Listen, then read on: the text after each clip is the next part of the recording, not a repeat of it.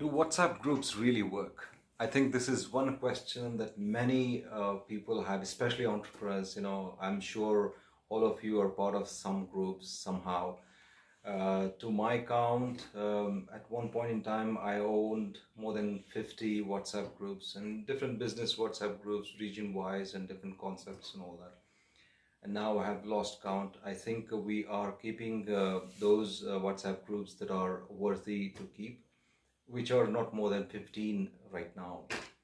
So, what are the reasons why WhatsApp groups work or not? I've never heard any WhatsApp group cracking a deal, like finding an investor or going your taking your pitch there and then getting through someone. Never really heard of owning so many groups. I never got an investor from my own WhatsApp groups, really speak. I mean, a lot of people, yes, they texted, they replied back, asking for different stuff, but never really had anything very tangible. All the investment that I got, actually speaking, is from outside these WhatsApp groups. And while making, that's why I'm trying to revive these groups and then bring some life into them and make it really happen. Besides owning my own WhatsApp groups, I'm also part of some business groups, some really well-known top-class business groups in India. But then again, nothing very specific, nothing very exclusive happens in WhatsApp groups. It's just that it somehow turns out to be an ads place where people come and then share their flyer or throw a message and then forget for the day. Really, there is no conversation that is taking place where people are exchanging concepts and asking questions, asking for help, someone connecting with some other network. Very rarely these small things happen, but then small things don't define the success of any WhatsApp group, right?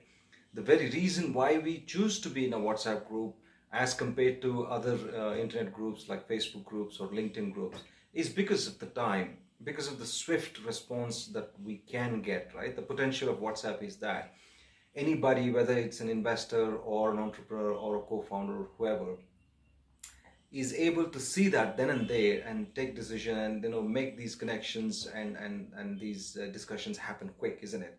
That's the reason why we choose WhatsApp group. But unfortunately, it's just as dead and useless. Most cases, I'm not saying 100% of them, but say about 98 or 99 of them are just the same case. Maybe 1 out of 100 WhatsApp groups is really working to its promised levels. But I've figured out some things why these WhatsApp groups don't work. In my groups, there are at least 15 to 20 investors that I personally know. I have invited them to join my group, and I already know that they're the practicing investors out there in different fields. Most of them are into tech because I come from Bangalore, and somehow that's the kind of crowd you attract. And irony is that I'm not into a tech business at all. I'm into hospitality, music, yoga, and these kind of things. And fortunately, I don't know where to find them, So I'm now beginning to do some other, WhatsApp groups and then try to bring in such relative crowd. But most of the times, these WhatsApp groups don't work. There are a couple of reasons why. Number one is that the real entrepreneurs, the busy entrepreneurs, they're usually not a part of any group. It's only the entrepreneurs that are working their way out there who are not still there anywhere. They're the part of such groups. Number two, the entrepreneurs that are not yet successful, who are treading their path, they don't know how to communicate. And the worst part is that they don't recognize this part of area as an area of improvement. They all know that there are seminars there are books there are lots of videos available, but then nobody really takes out time. And then as entrepreneurs, most of us have it in mind that I already know it, I can figure things out. It doesn't work like that. If failure alone has to bring you some kind of realization saying, hey, you know what, this is time for me to upgrade my skills, then it'll be too late. So it's better, you know, finding seniors, mentors, and asking for advice. This is a big problem in India. Somehow in Indian culture, I see whenever I travel outside India and when I come back, I see that, you know, this is a big factor that is affecting our crowd. We're not open about many things, you know, especially when it comes to dating or meeting someone. You know, that's a huge taboo in our culture.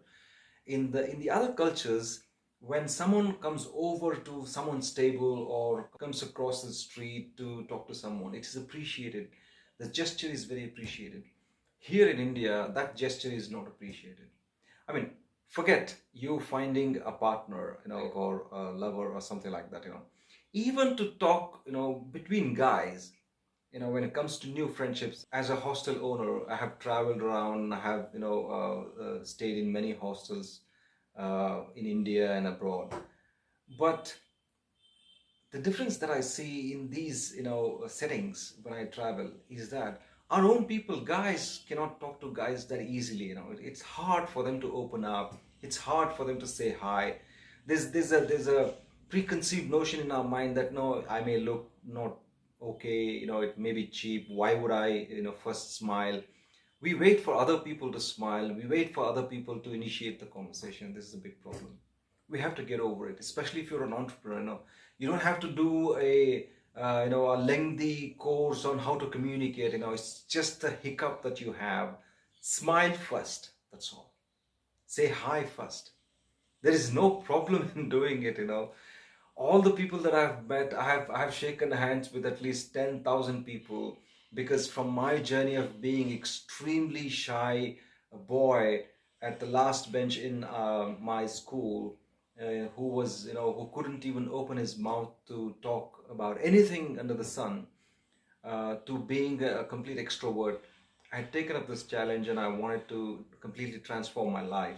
So I always went out and I spoke to people on different various topics, and then I know developed my communication skills that way. That's all you have to do. Just smile first and say hi. Initiate a conversation, have a topic, whatever, it doesn't matter. Unless we talk, and in WhatsApp groups, what happens? You already have a notion in your mind that you are someone, you know, you are at that level, and how can you put your thoughts down there, you know?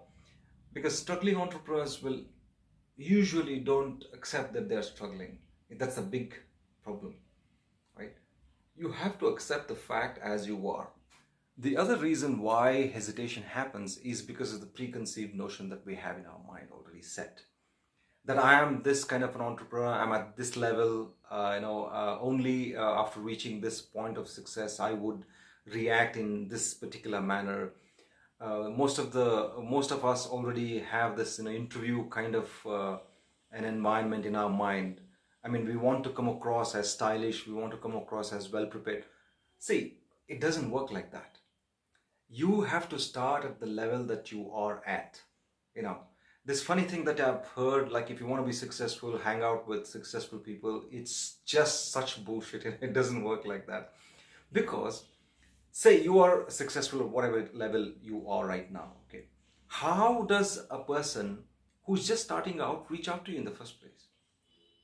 Let's say he reaches out some way, you know, at a tea stall, at a restaurant or something like that. Somehow he impresses you, makes friends, and takes your number. Would you be able to give him time to hang out with? I wouldn't. Why would I? Who will hang out with someone who is just starting out, who is at some level where he's figuring out? Because you have your own commitments, you have your own things to do, you need your own resources, you need your own references.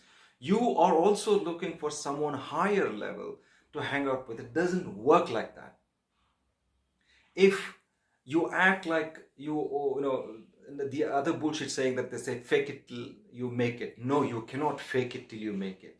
You are what you are, and that's where you start. Okay, when I was building this hostel, Funky Buddha, I did not have investment, and I went about clearly that way.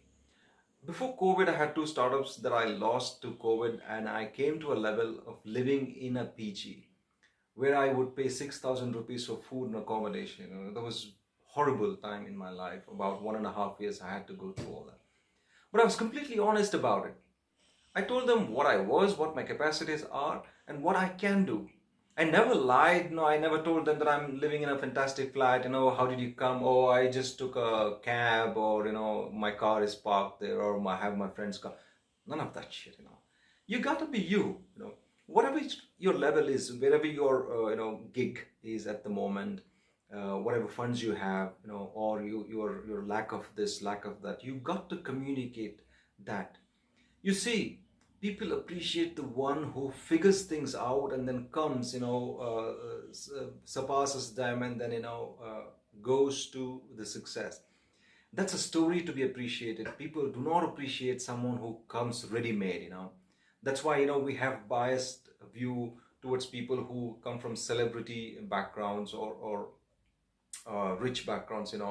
These people who are born with silver spoon, because then you can't credit anything of their effort to their credentials, can you?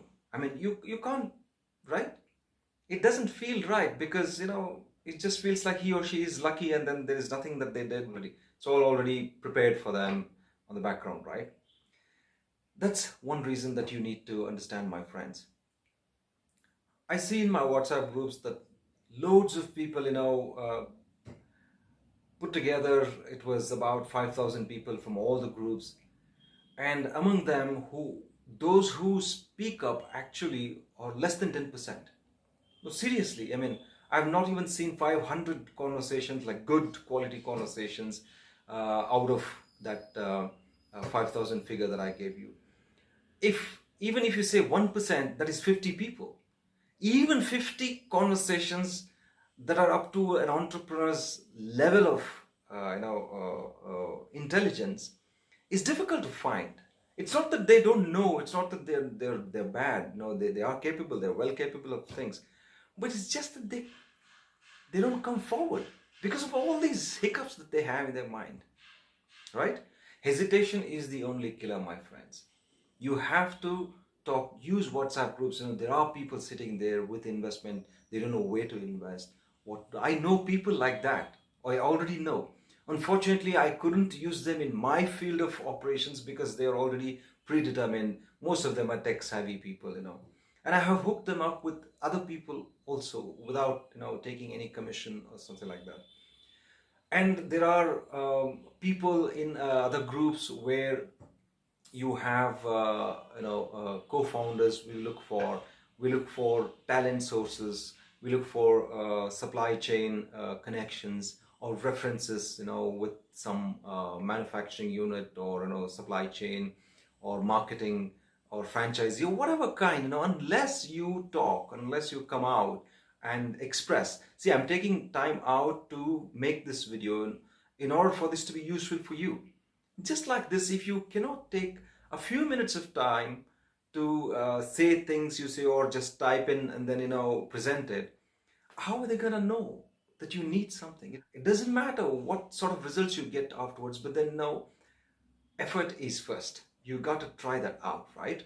This way you got to come forward. You got to open your doors for possibilities to take place. Otherwise it won't happen. It's a waste. Even if you sit in 100 WhatsApp groups, eventually you're going to get bored out of them, because it's all advertising, and nobody. And the greatest foolish thing that I've ever seen happen in entrepreneur groups is that if you're a smart entrepreneur, and if you want to advertise your product or service, it is not another entrepreneur groups where you tell them that, no, I give this service. That's useless unless it's B2B, right? Your potential market is in a consumer group. Either you build the group or you join the groups that are already built, and that's where you advertise, because you need consumers, you need customers. You don't need another entrepreneur who is already bothered about how to figure out things and how to deliver his commitments or her promises.